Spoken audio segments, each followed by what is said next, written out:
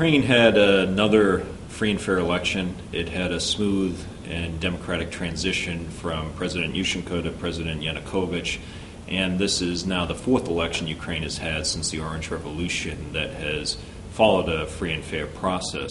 And that, I think, is very important and shouldn't be taken for granted. There are questions about the new Ukrainian president, Mr. Yanukovych. He is often described as being pro-Russian, which I think is actually a mischaracterization. I think first and foremost he's pro-Ukrainian. He wants to improve relations with Russia. Ukraine-Russian relations actually have not been very good over the past few years, so they need improvement. And the question is going to be what he can do about the economy. He needs to deal with economic reform, with energy security, with corruption. He has a long list of issues, and certainly we hope that he will be successful in those.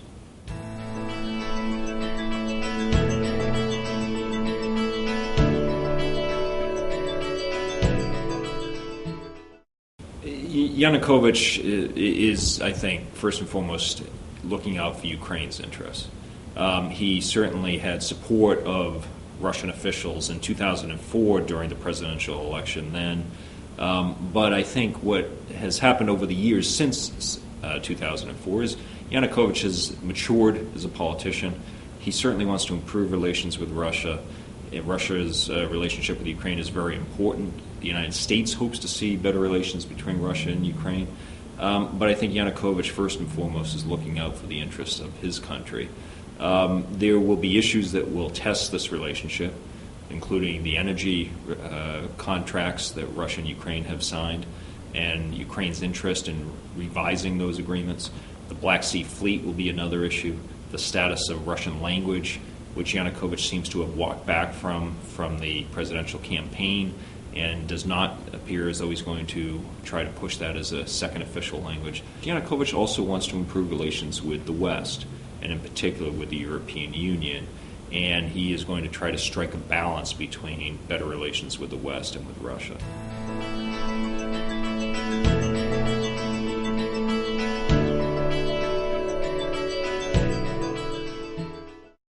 I think for Yanukovych, what is most important in dealing with the European Union, with Brussels, is to move forward on a free trade agreement and association agreement with the European Union. That was started under Viktor Yushchenko and Yulia Tymoshenko. That needs to continue to move forward. And Yanukovych, of course, visited Brussels on his first foreign trip after he became president, and that was very important, symbolically, but also in terms of substance. Ukraine also wants to get visa liberalization with the European Union, and that too will be very important. Ukraine, I think, has been frustrated over the years in its relationship with the European Union, and the hope is that the EU will get more serious about Ukraine, that Yanukovych will do what is necessary to move the process forward. And I think where Washington can help is in stressing to the Europeans the need to engage with Ukraine. We need to see Ukraine become more securely anchored in the Euro-Atlantic community, and the European Union right now is the best institution to do that.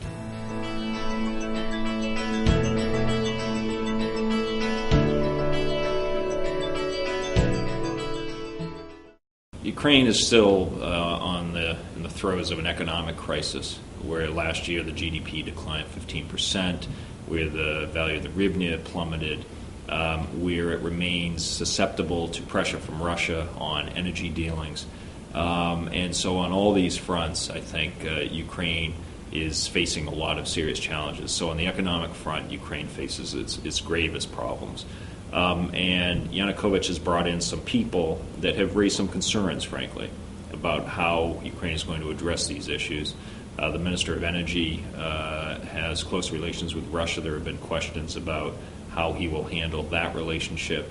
Mr. Azarov is a known figure in Ukraine, and the hope is that he will come in and implement necessary reforms, do what he has to do. Azarov doesn't have higher political ambitions, and so that is the generous interpretation of his appointment. We'll see. We need to give this team an opportunity to perform, to do what is necessary, to get the IMF relationship restarted, and to deal with the issue of corruption. There are a lot of questions about the new team's ability to deal with that problem, But frankly, the previous Ukrainian government and the previous Ukrainian president weren't successful in dealing with that problem either.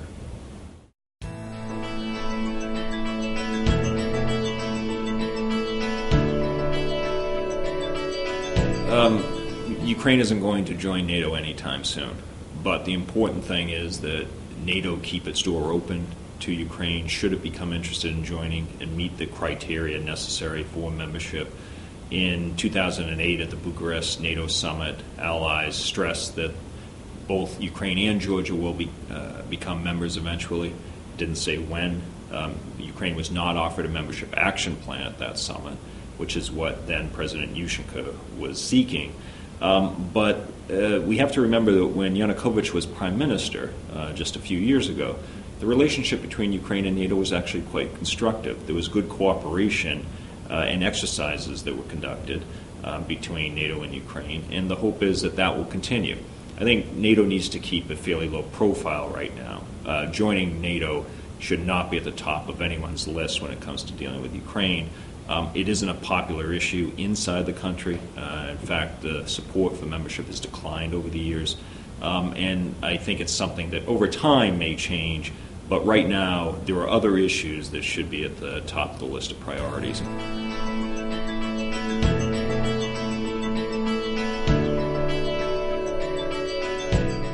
An ideal solution would be a situation where Ukraine pays market prices for gas, whatever that is, because gas is a strange commodity when it comes to market prices, where Russia pays the proper transit fees for the gas it sends on to Europe, since 80% of the gas that Russia sends to Europe transits through Ukraine, where Ukraine probably most importantly deals with energy efficiency. Ukraine is an unbelievably inefficient country when it comes to consumption of energy.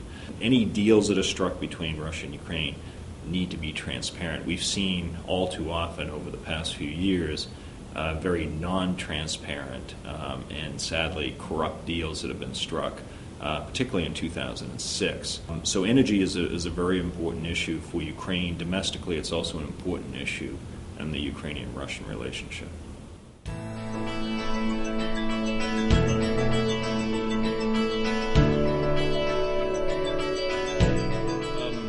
The problem is that Russia tends to use energy as both a political and economic lever to apply pressure on neighbors, not just Ukraine. And Russia has had a tendency to cut off gas or oil, sometimes to Ukraine, sometimes to Belarus, sometimes to other countries. And so I'm not sure that Ukraine will ever be completely free from Russia's tendency to use this as a tool.